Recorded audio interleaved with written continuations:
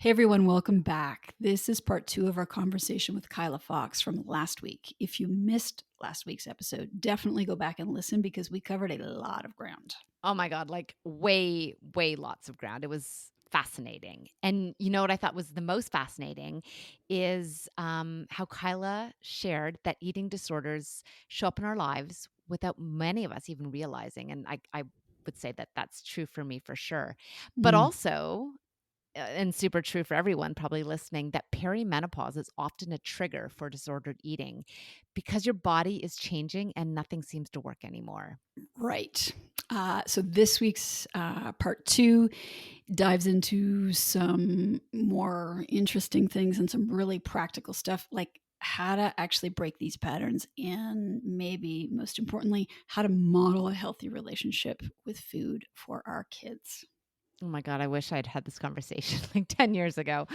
But Yeah, ditto. Ditto. yeah, but the truth is, this is perimenopause.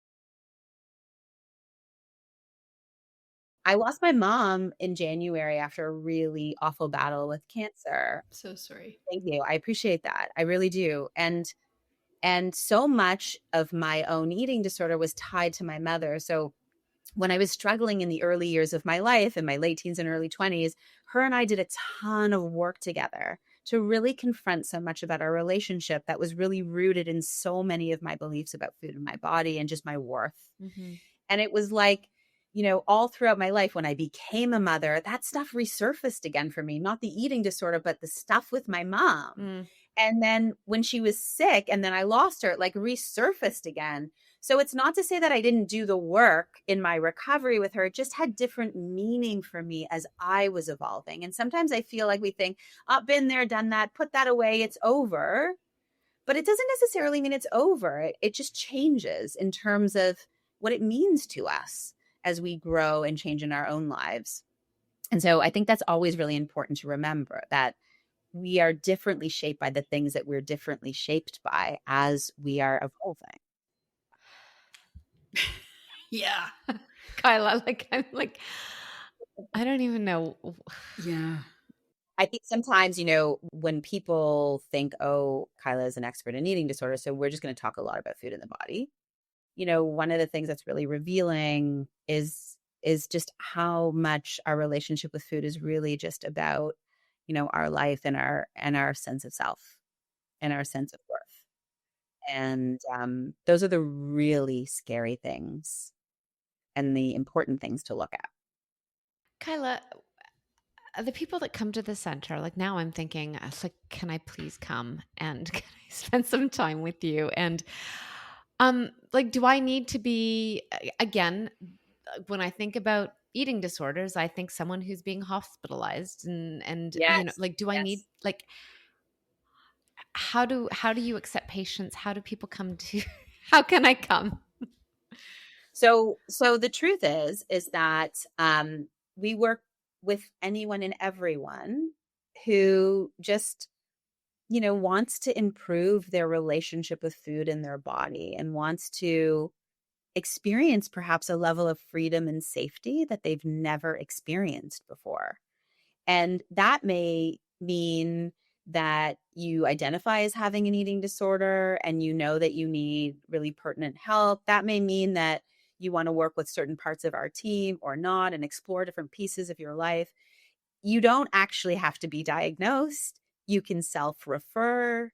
You're just making a decision to say, you know what, I'd like to explore this part of myself differently. And it just starts really simply by having a consultation.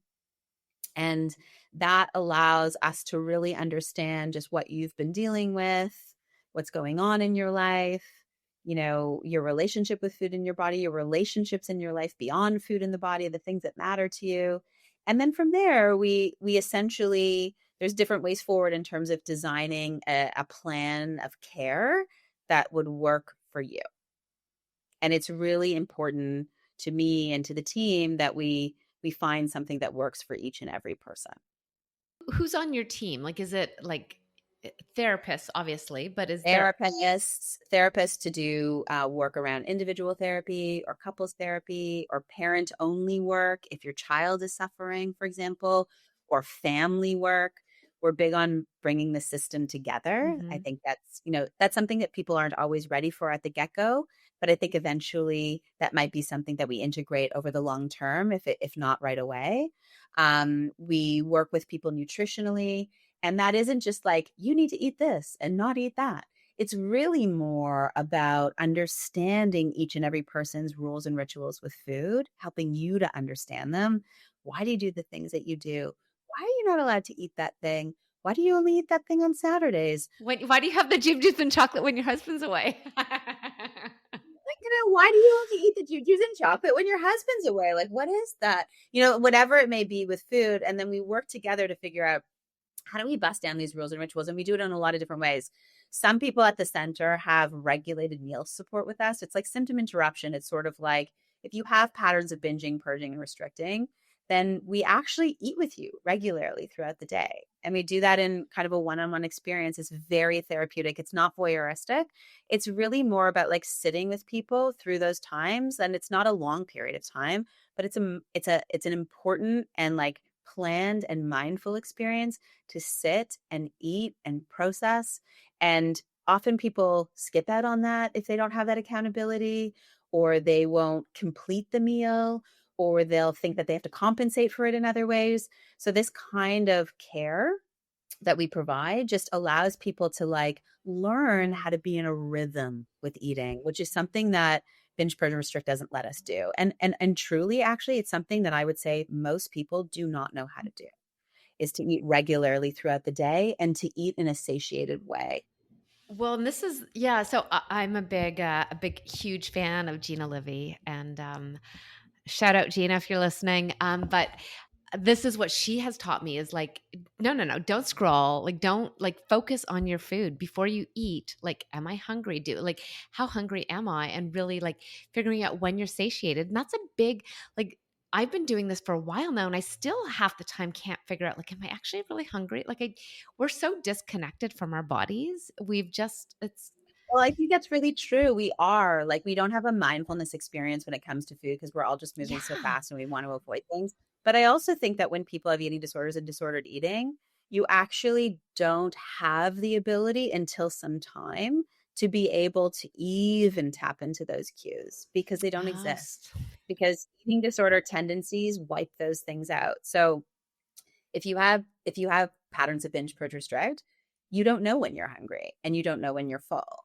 Like you don't actually. It's a very real thing. So like to rely on your body to give you that information is a real challenge. So it's part of developing like sort of a pattern of regulation allows us to ignite those messages in different ways that maybe just been overriding because of eating disorder truths, right? Like you need to not eat this whole thing. Well, like, are you really not hungry? No, it's eating disorder telling you to restrict. So we have to just like decipher that. Yeah, I'm so curious, Mikkel, sidebar now. Like, so I've been really challenged with this. Am I hungry? Am I really hungry? Am I satisfied? I don't know. Mikkel's doing the program now. Are you able to decide? Like, because I don't feel like you have the same relationship with food that I do, Mikkel. I feel like yours is much healthier. Are you able to figure out if you're full or hungry or like? Um, I'd say yeah, probably more readily. And I think I'm also able to say, do I really want this entire bag of chips at 9 o'clock at night? Or am I upset about something and this is going to help me soothe? And sometimes I'm like, fuck yeah, I am so fucking upset. I am not hungry. And I'm going to sit down and eat this entire bag of usually salt and vinegar potato chips. I just want to soothe. I just need to soothe. Yeah. And I think I'm successful in that. I'm able to I don't do it all the time, but I can do that. I can allow myself that. And then I cannot hate myself for it afterwards. Right. And can you wake up in the morning and then eat breakfast, which is critical, right? And not have to restrict for it. Or get on the treadmill, because, oh my God, I'm just like, okay, yeah, that happened. And I know why it did. I went through a phase where I was restricting food because I felt so lousy and nobody could tell me why. And I happened upon a functional medical provider who was like, well, it might be this, it might be this. So I was like, really took all the stuff out. I think maybe and I don't know how healthy that was or how good that was, but the point I think I'm making now is that I've reintroduced most of that, and I feel good. As much as I don't know, I don't struggle maybe the way you are, Michelle. I would still say that I have definitely struggled with food and used food and exercise and my body and how it is showing up or not showing up for me, and either punished or pushed myself with those things. So that just is mind-boggling for me having this conversation. And so I think we've gotten really off track, Michelle, with where you were at. Yeah. Sorry, Kyla. You didn't know it was going to be a therapy session for us, but this is why we have guests on the show. Yeah, sorry, it's an organic conversation. And I actually think there's something really important about like realizing things in real time. Well, and this kind of maybe is a good segue, and I don't know. Again, it's organic, but this healthy eating. So Mikelle took everything out because everything was bad, and now she's reintroducing it because that's good. But what is Mikelle? You'll remember the word for? Oh, there's an eating disorder. What is it? Orthorexia. Orthorexia. Tell us about orthorexia. This just kind of, I was gobsmacked when I read this on your website. Yeah, me too. No idea.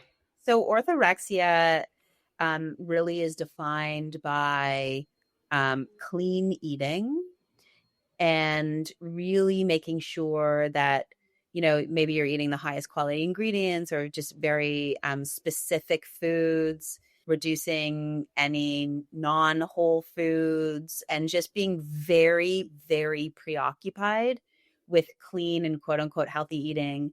And to the point where like it overtakes you and you can't function or be in the world, like that would be in an extreme way. That said, I do think like we generally live in a world where like that would fall under the terms of certain diets and diet culture.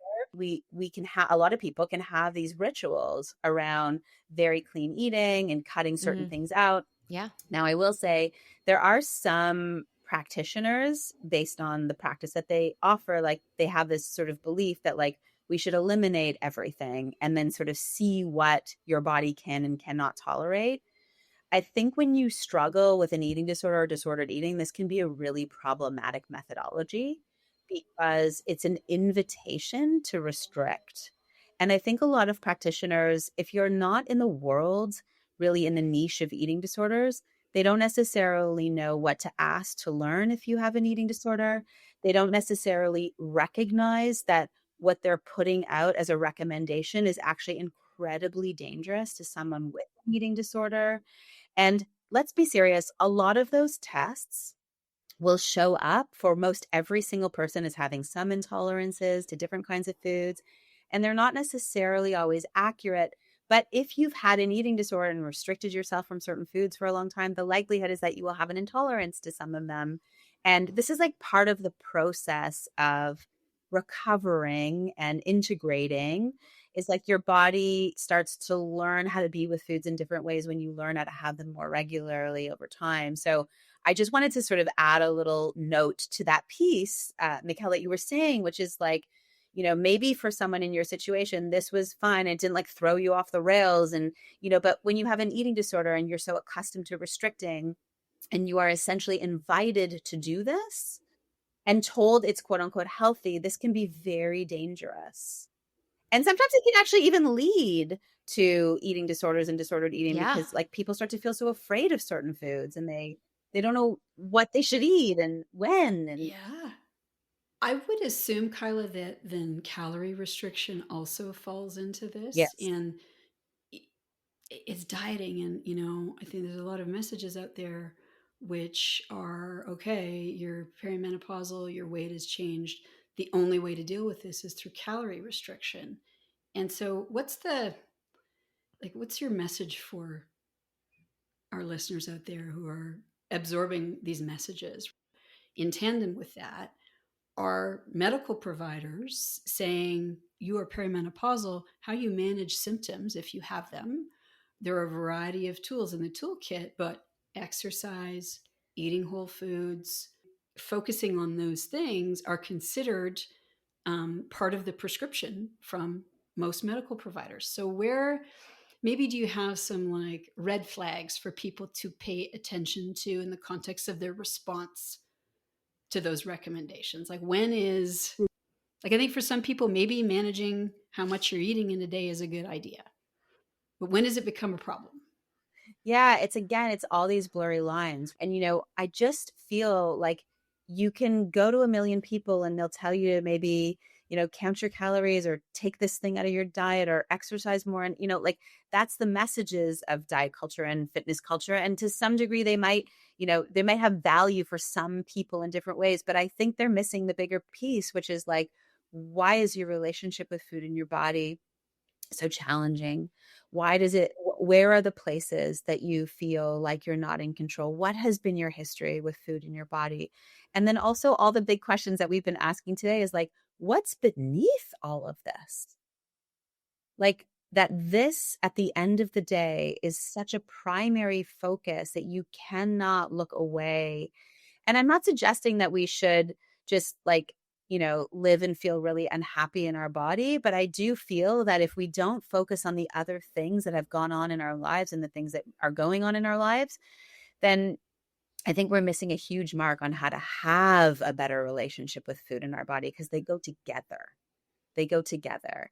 And being told to be in a calorie deficit is only going to lead a person to binge. So to me, it feels so counterintuitive to say you need to restrict, because when the body is in famine, it leads to feast. And that isn't teaching anybody about regulation. That isn't teaching anybody about being safe with food. Actually, it's a setup, because I think when you're told to do that, that's terrifying. It's like, how much more can I cut out? What do you mean I can't do the fun things in life? Oh my God, what about this thing that's coming up? And I want to be able to have ice cream with my grandkids, and I want to go there, whatever it is, right? It's like, why does it always have to be about punishment? Love what you're hearing? Don't miss our weekly newsletter. It's got expert advice, evidence-based resources, practical tips, and of course, a little humor.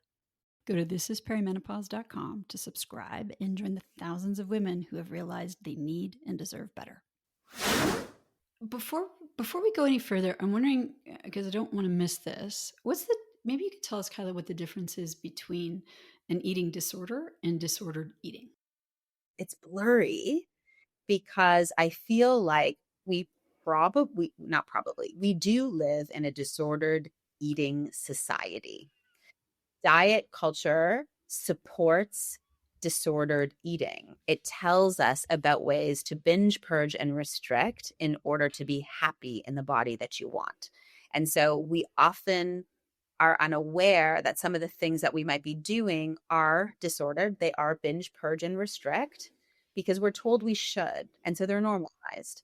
Now, when does it bleed into becoming an eating disorder is a question up for grabs, because I would argue that, maybe people think about eating disorders as being more acute, in the sense of like people who, can't really function, or they're so absorbed in these patterns of binge, purge, or restrict, or they're physiologically in very dangerous places, or, like maybe it sort of speaks to a level of intensity that someone might be suffering. And I'm not sure about that, because I think often disordered eating is incredibly preoccupying. It's deeply intrusive. It literally sabotages a person's ability to be in their life safely. But maybe because they're high functioning in the world and they have a family or a job, or they show up or they do all these things, they look fab. On the outside, yeah, they're perfect. On the outside, it all looks so great. But I would argue that that's the greatest deception of eating disorders, is that you can't look at someone and necessarily know if they have an eating disorder. And the suffering happens in so much secrecy and so much silence that you often wouldn't even know that some of the most highly competent, seemingly capable, like beautiful, whatever. They're not a hot mess like me. They've got their shit together. No, I just think like you can never look and see, you can never know. And so I suppose, Mikelle, to get back to your question, is like, there really is a spectrum. And like, when do we cross over? I'm not sure there's a clear line. It's a question that people ask me all the time. Like, what's disordered eating? What's eating disorder? I suppose it's just something that you should ask yourself. Like, what is the level of preoccupation that I have with these rules and rituals that I have to follow? How much do I think about my body in a day? How much do I think about food? How much do I look at other people and think about their body and their relationship with food? Good answer. I think too, we're all, for all the parents listening, right? We're all striving to pass on as little of our mess and trauma and all of those things as possible. And maybe we could talk a little bit about this, like the eating disordered eating. And I don't know if you're comfortable, maybe in the context of your own experience, Kyla, that would be really helpful. Is this something, is eating or eating disorders, disordered eating genetic? Do you pass it on? How do you, when you're struggling, try to model, right? Good behavior. Like, how do you not, like, we're messing our kids up 20 times a day anyway, but we're all trying our best. Let's just remember that. Yes, we're all trying our best. And our kids are going to move through all kinds of things because of us and not. That's the real truth about being a parent, period. Now, I feel one of the things that's been really interesting to me about being a mom. So I have two daughters. My daughters are 9 and 10. Mm-hmm. And I think like the greatest part of my healing has been in having them. It's like shone a light on me in a way that I never understood before, because I know how much our children watch us. They're sponges to our experience, because we're everything to them until we're not, but we are so long, right? And then they spread their wings and get out in the world. But one of the things I will say that I found to be incredibly fascinating is with my girls, I was very worried about like how to nurture a really healthy and safe and regulated relationship with food for them. And I didn't know, I mean, even though I'm in this world, I like it was a scary thing. It's not anymore, but it was, especially when they were little, like, what do you feed your kids? Like, what are you supposed to do? Are they allowed to eat that? What do you have in the house? What do you not? Yeah, when they go to the birthday party, do you say no cake? Like, no cake. So one of the things that I think we need to remember is like when children are born, granted, like they're growing up in sort of a safe environment, is that, infants have innate hunger and fullness. Like as human beings, we are naturally born with these cues. those cues become disrupted because of our environment. You can't eat now because you're going to have dinner soon. You have to eat everything on your plate. 5 more bites. You can't have that until you finish that. Or, all of this messaging that we do as parents with like fully formed brains and adult bodies, and we do not know what our children need. In fact, if we leave them a little bit more and just zip our mouth and observe, we actually will learn about what they need if we give them space to do it. So I think as parents, we just need to back off a bit. Can you imagine if your baby was crying and you're like, "Oh, well, no, no. Like I know you're this is your hunger cry, but you just ate an hour ago and I wanted to feed you in 3 hours. So, sorry, like no, no." Like we would never do that to a baby. And yet as soon as they start eating solid food, we're like, "Hey, this is now we're at 3 meals a day and this is." Yeah, like sometimes, like infants, toddlers, young kids, like sometimes they eat as much as an adult or more, and sometimes they eat one bite. And that has nothing maybe to do with anything except they're just in tune. And we just kind of come around and disrupt because we have our Shut that shit down, which is awful. Yeah, so I feel like my philosophy as a mother has been just to really observe more and recognize what's happening to me in my desire to maybe want to control or lead or have opinions. And I think as a mom, I became really curious about my kids. Like one of the things that I think was also really helpful is family meals are really a huge part of our family. We do them as much as we possibly can. I recognize this changes in terms of schedules and all kinds of stuff can be so wild. But family meals had really acted as an opportunity for our family to come together around food, where you realize like food isn't necessarily the star, but it's a component of connection. And we all eat the same things. I'm not like on the sidelines eating salad. I'm eating what my children are eating. I'm also not giving my kid food. I'm like, if you will, I'm giving them my food. We have sort of this idea of like, when you model what you want your kids to engage in food, they actually will. Sometimes I think we get into these other patterns where it's like, oh, they won't eat that, so we'll always give them this other option. And then they're just going to go to that option instead of opening up their palate and understanding different things. And I feel like when families can eat together and they can eat the same foods, like albeit like allergies or things like that, which I can appreciate, I think it creates this sort of like unification, and it spends less focus on like differences and what's good or what's bad. Like if mom doesn't eat that thing, like should I? Like why doesn't she?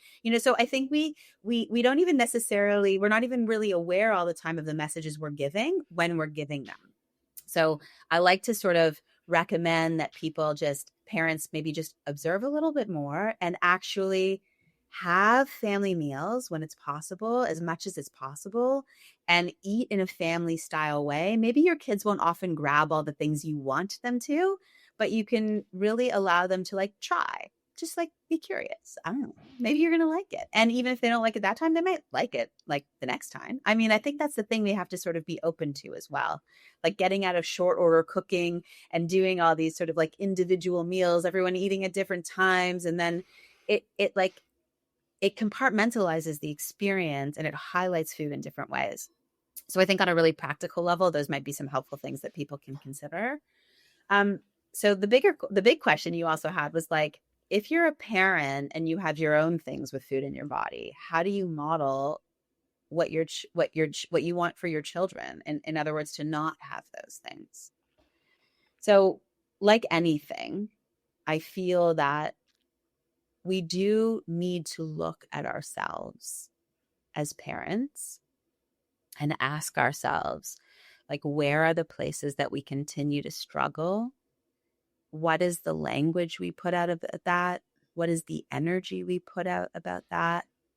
What is the messaging we put out about that? Whether it's like, I look so shitty in this dress, or I ate that thing, like, oh, I shouldn't have, or like these things that I think we sometimes say that, again, we have sponges around us that absorb information. Mm-hmm. And we do have to be mindful of this. It is very, very important.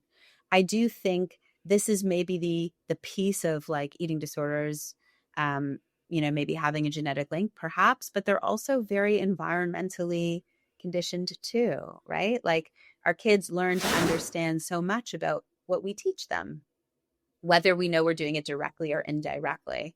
And so I always encourage, like, if ever there's a parent who still feels unresolved about food or their body, that you really seek out so much support and care around it, because it's a very real thing, so that you can legitimately do differently by your children.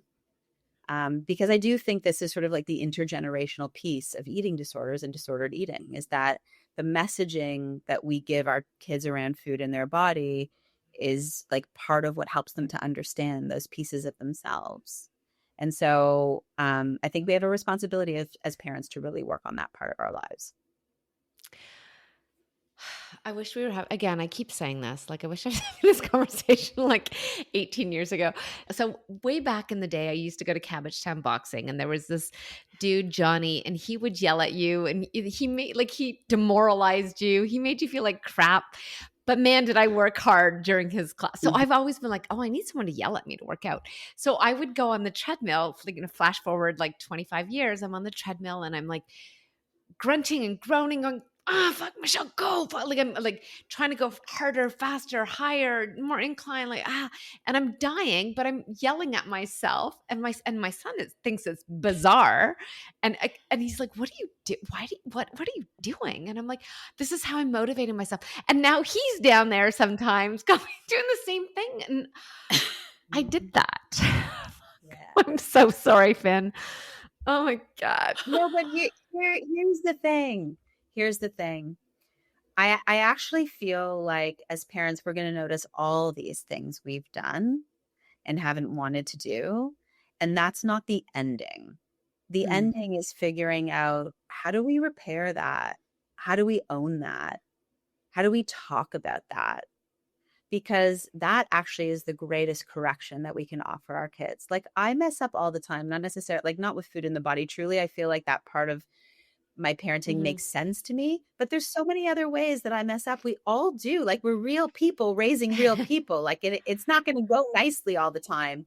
But I think we have a responsibility as parents to really practice repair and really take ownership and responsibility and really teach about correction. So when we can talk about things, when we can talk about feelings, when we can bring things forward, when we can create safety, like, that's the greatest thing we can do as parents. Not to be perfect parents. There's no such thing. Not to be perfect eaters, not to be perfect anything, but to be real people who make mistakes, who show up, who try to repair, who take responsibility. Like, that's the work, I think. Mm-hmm. Well, and I think too, something that I've really struggled to learn, and I think it's finally starting to sink in, is that repair is the thing. That's where the beauty is in any relationship. And I think, if anything, Michelle, like, congratulations that you're willing to speak so freely on this podcast with us and our listeners and say, oh yeah, fuck, and talk to Finn about it. And Yeah. Well, now I like, have to talk to Finn about it. Like, I haven't done that part yet, but I need some coaching, Kyla. you're selling yourself short as well, because I know that you do. And I think I do. that's part of this whole relationship with ourselves that we need to step back and look at, right? Is we're striving to do all of the things and to be perfect outwardly. And we seem to think that repair is something to be avoided and negative. And it's not. No, it's really powerful. And it's ongoing. Like, I think the other thing to remember too is, like, we can't just talk about something once and think we talked about it. Despite the eye rolls from your kids and the heavy sighs and that, oh my God, can you please just shut up Again. Totally. I want to just keep talking about it. Yeah. Because it's just a reminder that, like, again, these things are normal. We can just keep talking about them, right? Like, I think that's a very powerful thing when our children can learn that they can come to you with things, and that there is space to sort of be heard and not be judged. So as much as we possibly can, to practice having those weird and awkward and important conversations, you know? Hmm. I also should say too, I think there's a thing that happens with parents around, like, this language around food. Like, I would just really encourage everybody to just drop the language and just like, let's let food be food, and put the food on the table that you really want your children to enjoy. I don't think that we should have a policy around, like, never having certain things in the house ever, because as soon as your kids go to the store and see them, or as soon as they go to their friends and they have them, they will binge, or they will hide those things, or they will think they will need those things. So if we can set up just like, there's a space for kind of all of it. We do it in sort of a balanced way. We really support, like, thoughtful nutrition for our kids, but there's nothing wrong with having an ice cream, and there's nothing wrong with having chips. Just like put them in a bowl and have them, you know, like, that we can teach normalizing these sorts of things. Otherwise, it's sort of like putting, you know, a kid in a candy store that never gets candy. They just, like, think they want it all the time. And then you're battling against that. I think there's, like, some of the things that I see in my kids and their friends is, like, you really see the kids that don't have access to stuff, and then they come into my house and, like, they want all these things, and, you know, they can't get enough of it, versus, like, I think when we have some regulation with stuff, it's not a big deal. Like, it's not so shiny and new. And then you'll see that your kids can maybe be without it, or, like, they don't have it, or they have a bit and then they're done, they don't care, or, you know, like, so I feel like the language and, like, the access to these things is also very powerful in terms of the messaging we're setting up. I love this. Thank you. I mean, I feel like we could keep talking for hours and hours and hours, but wow. I feel like for today's conversation, I think we like have given everyone a lot to think about. You've definitely given me a lot to think about. So, in conclusion, we have one question we love to ask all of our guests. And in your case, what is the one thing that you want every woman to know about eating disorders and disordered eating? I think I would want every woman to know that you truly can live safely in your body and with food, even if you've never known that before. That it is absolutely possible to be in a relationship with food and to not just love, but to really like your body and to like who you are, and really give over to all of those patterns of binge, purge, restrict. It is absolutely possible. I don't think the message of that is out there to the world. I think a lot of people think, like, oh, I've always done this, or you're going to have it forever, or it's never really going to leave me. And I like to bust all of that down and say, like, absolutely not. It is truly possible to feel safe and in like with food and your body, and to not feel imprisoned. It really is. Mic drop. So good. Thank you. Wow. It's been the conversation I definitely knew I needed, but it was so much more than I realized it was going to be. So thank you so very much for all of this. And I think that there's a lot of women listening today that can relate, and that this message will resonate. And you've given such so many things to think about, but also such a positive. Mikelle, help me out. I'm losing my brain to just a positive message that these challenges are opportunities, right? Well, thank you both. I mean, I feel so lucky to have spoken to you both today. So it's really just been so nice for me too. And I appreciate you both being so honest. I think that's like the first start, right? Yeah. Oh yeah. Next step is coming to your center. I'll be there on Monday. Okay, thank you. I got lots of work to do. Thanks so much for listening to the show. If you like what you hear, please subscribe and write a review, so more women can find us and get a better understanding of what to expect in perimenopause. This information is not intended as medical advice. The intent of this information is to provide the listener with knowledge to support more efficient and effective communication with their medical provider.